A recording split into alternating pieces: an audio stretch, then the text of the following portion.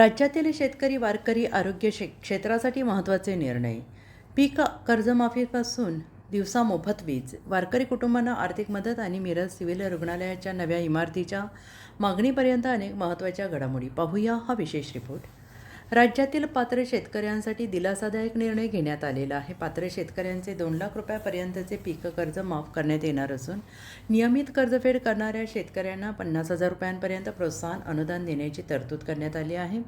या योजनेत जमिनीच्या क्षेत्रफळाची कोणतीही अट नसून पात्र लहान आणि मोठे दोन्ही शेतकरी लाभ घेऊ शकणार आहेत. याचबरोबर महावितरण कंपनीकडून कृषीपंपाच्या जुन्या थकीत वीज बिलापैकी तब्बल 48 कोटी रुपयांची माफी करण्यात आलेली आहे. तसेच सर्व पात्र शेतकऱ्यांना टप्प्याटप्प्याने दिवसा मोफत वीज उपलब्ध करून देण्याचा शासनाचा संकल्प असल्याचं सांगण्यात येत आहे. दरम्यान सासवड जेजुरी मार्गावरील दिंडीत झालेल्या दुर्दैवी अपघातात मृत्यू झालेल्या 4 वारकऱ्यांच्या कुटुंबियांना मुख्यमंत्री आर्थिक मदत जाहीर करण्यात आलेली आहे. आरोग्य क्षेत्रातही महत्त्वाची मागणी पुढे आलेली आहे. अत्याधुनिक सुविधा उपलब्ध झाल्यानंतर मिरज येथील शासकीय वैद्यकीय रुग्णालयात रुग्णांची संख्या वाढत असल्याने नवीन रुग्णालय इमारतीस मान्यता देऊन खाटांची संख्या 700पर्यंत वाढवावी अशी मागणी करण्यात आली आहे.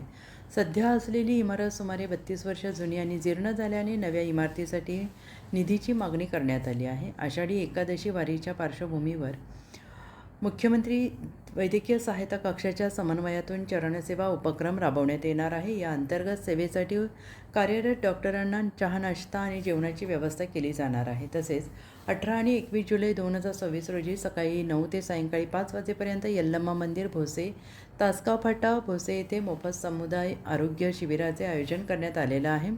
नागरिकांनी या शिबिराचा लाभ घ्यावा असं आवाहन करण्यात आलं आहे.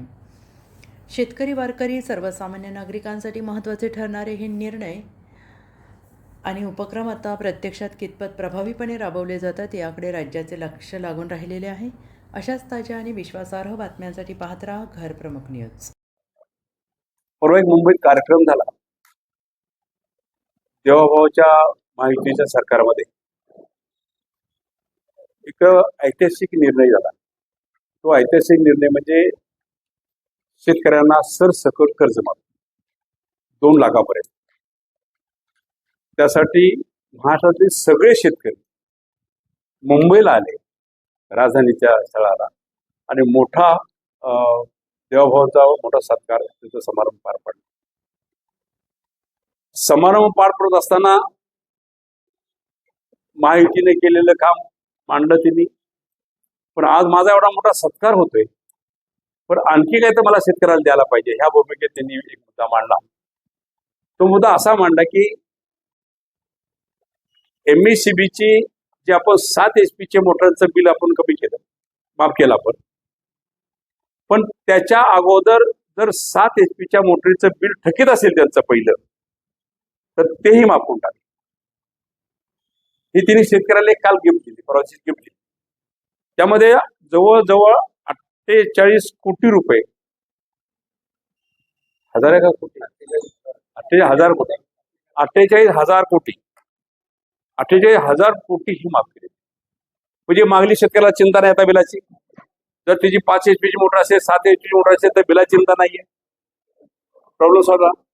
कर्ज आहे, दुगदुग असते, सरसकट 2 लाख कर्ज माफ केलं, त्यामुळे त्याची अडचण नाहीये. 50,000 रुपये जे रेग्युलर आहेत त्यांना, त्यांचंही त्याचं ठरलं, त्यामध्ये करायचं ठरलं.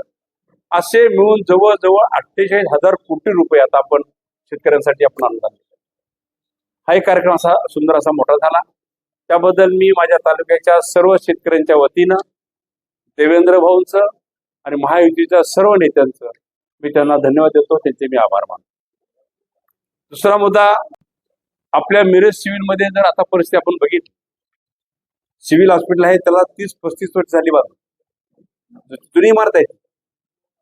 ज्यावेळी मी जरा सर्वे केला त्यावेळी तुम्हाला समजलं की ही जुनी इमारत आहे, आणि जुनी आता असली तरी त्याला दुरुस्त केली, व्यवस्थित केली, तरी सुद्धा आता जो OPD आहे तो OPD रोजचा 1000च्या वर चालला. लोकांनी सगळ्यांनी प्राधान्य दिलं. सिव्हिल हॉस्पिटलमध्ये चांगली ट्रीटमेंट होते, मशिनरी इक्विपमेंट सगळे चांगले आणलेले आहेत, पण तिथं जागा उपलब्ध होत नाही.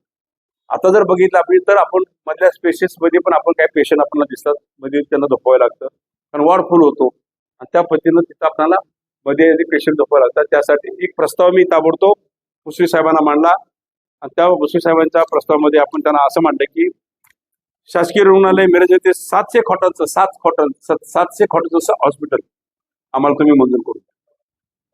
त्यासाठी फंड द्या, जागा आमच्यावर उपलब्ध आहे, त्यासाठी शासकीय प्रशासकीय मंजुरी द्या आणि आम्हाला 700 कोटीसाठी आम्हाला अनुदान उपलब्ध करून द्या.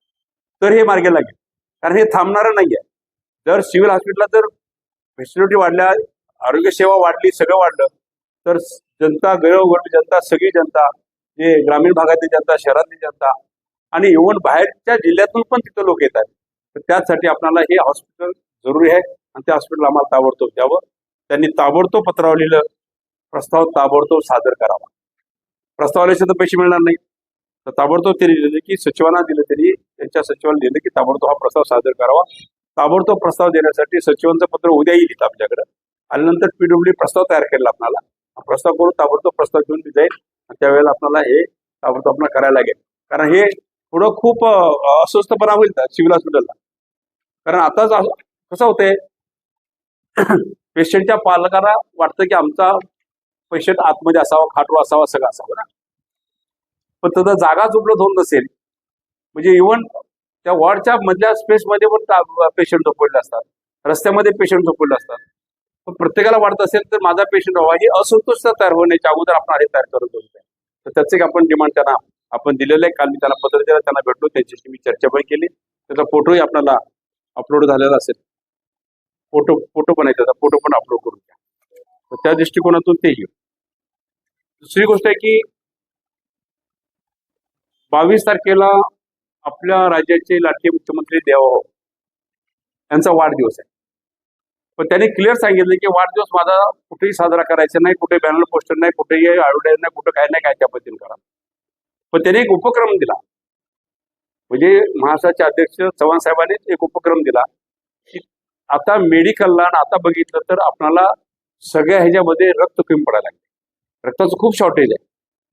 तर त्यासाठी प्रत्येक मंडळामध्ये एक रक्तदान शिबिर आपण ते घ्यायचं आहे. त्यासाठी डॉक्टर येतील, सगळे येतील आणि त्या पद्धतीनं प्रत्येक मंडळामध्ये एक रक्तदान शिबिर घेऊन कमीत कमी 100 बॉटल रक्तदान व्हावं. कारण हे सहकार्य होणं, आता ब्लड उपलब्ध होणं हे काळाची गरज आहे. त्यासाठी आपल्याला हा उपक्रम राबवायचा आहे. मी माझ्या कार्यकर्ते आणि सर्व जनतेला मी आवाहन करेन की आपण ह्या उपक्रमाला सगळ्यांनी सहयोग आणि साथ द्यायचे आणि सगळ्यांच्या ते 100 बॉटल भरण्यासाठी आपण सगळ्यांचा प्रयत्न करायचा. एक मी सगळ्यांना आव्हान करतो.